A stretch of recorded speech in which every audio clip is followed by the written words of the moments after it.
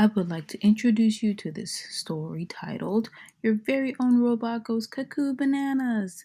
This story was written by R.A. Montgomery and Shannon Gilligan. It was illustrated by Keith Newton. Read this first. Watch out, this book is different from every book you've ever read. Do not read this book from the first page through the last page. Instead, start on page 1 and read until you come to your first choice. Then turn to the page shown and see what happens. When you come to the end of a story, you can go back and start again. Every choice leads to a new adventure. Good luck. The book starts off with the main character and his best friend robot, Gus. Gus is one of those friends that are a tad bit crazy and a little hard to control, but he's a good robot and an even better friend. Gus was made last summer from spare pieces in the trash can of the main character's parents' lab. What can go wrong when you have a robot best friend? Well, this mom has an experience or two with Gus taking his own experiments a little too far. She may sound harsh when she warns them about behaving by saying, "He's going back to where he came from, aka the trash, but it's only for their safety." Okay, still think mom was being too harsh? Well, Gus has a history of being a little too creative with his experiments. For example, flooding the basement to play submarine or cutting the apple trees to build a fort, or like the time he turned the kitchen into a fast food restaurant.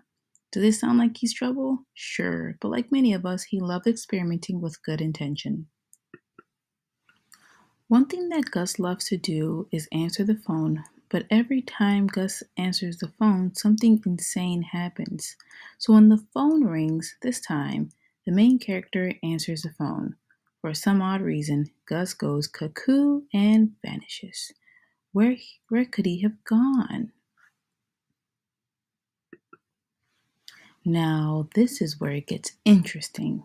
At this point in the story, the author gives the reader an option to choose its own destiny of Gus and what he's up to. This helps the reader engage and connect, creating more excitement for the story.